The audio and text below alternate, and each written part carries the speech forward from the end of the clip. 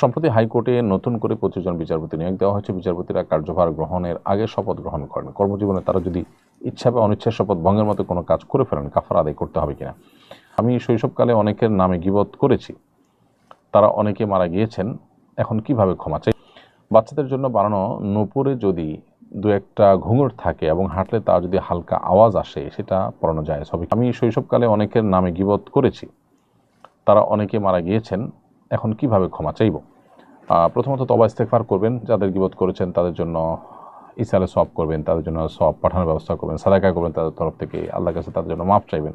ইনশাআল্লাহর মাধ্যমে আল্লাহ তাআলা আপনাকে মাফ করবেন। বাচ্চাদের জন্য বানানো নূপুরে যদি দু একটা ঘুঙুর থাকে এবং হাঁটলে তার যদি হালকা আওয়াজ আসে, সেটা পড়ানো যায় হবে কিনা। মৌলিকভাবে বাজনাদার নূপুর, যে নূপুরের মধ্যে বাজনা আছে এবং মানে সাউন্ডের মধ্যে আপনার মিউজিক টাইপ সাউন্ড আসে, বাজনা বা আপনার কি বলে এটাকে, যে বাদ্যযন্ত্র আছে, বাদ্যযন্ত্রের মতো আওয়াজ সৃষ্টি হয়, সেটা কিন্তু পড়া জায়েজ নয়।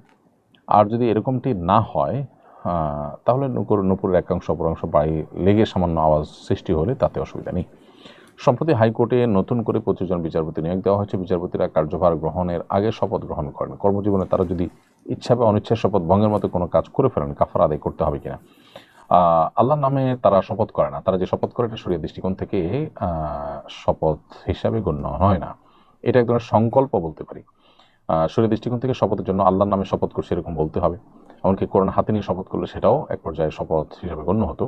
তো এরকম কোনো বিষয় যেহেতু নেই, অতএব এই শপথ ভঙ্গ করলে কাফারা দিতে হবে না। তবে হ্যাঁ, এখানে তাদেরকে অঙ্গীকার করতে হয়, প্রতিশ্রুতি দিতে হয়। এই প্রতিশ্রুতিটা সব ভালো কাজের প্রতিশ্রুতি বিধায় সেটা লঙ্ঘন করাটা গর্হিত কাজ, গুনাহের কাজ, তাতে কোনো সন্দেহ নেই।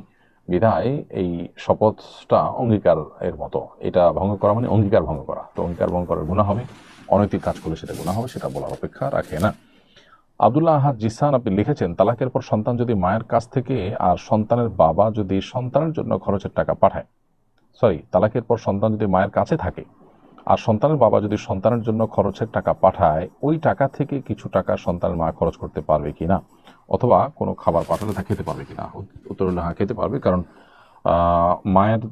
মা যে ডিউটি করছেন, সন্তানের দেখভাল করছেন, এক্ষেত্রে তিনি সেই হিসাবে তার খাবারটি খেতে পারবেন এবং খরচ করতে পারবেন নিয়ম মাফিক। যদি সন্তানের হক নষ্ট করে নিজে খেয়ে ফেলে বা নিজে ভোগ করে ফেলে, তাহলে সেটা তো না জায়েজ হবে। এরপরে সাফায়াত লিটন আপনি লিখেছেন, এহরাম অবস্থায় ইচ্ছাকৃতভাবে সুগন্ধি ব্যবহার করা নিষেধ, কিন্তু কাবা শরীফের দরজা, চৌকাঠ বা গায়ে সুগন্ধি লেগে থাকে। কেউ যদি অবশেষে দোয়া করার জন্য সেটা ধরে এবং তার হাতে সামান্য সুগন্ধি লেগে যায়, তাহলে এতে কোনো গুনাহ বা উমরার ক্ষতি হবে কিনা। উত্তর হলো, সামান্য সুগন্ধি যদি লেগে যায় ইচ্ছার বাইরে, তাহলে গুনাহ হবে না। তবে সাদকাতুল ফিতর পরিমাণ সাদাকা করে দিতে হবে, ইচ্ছার বাইরে যদি লেগে যায় তাহলে।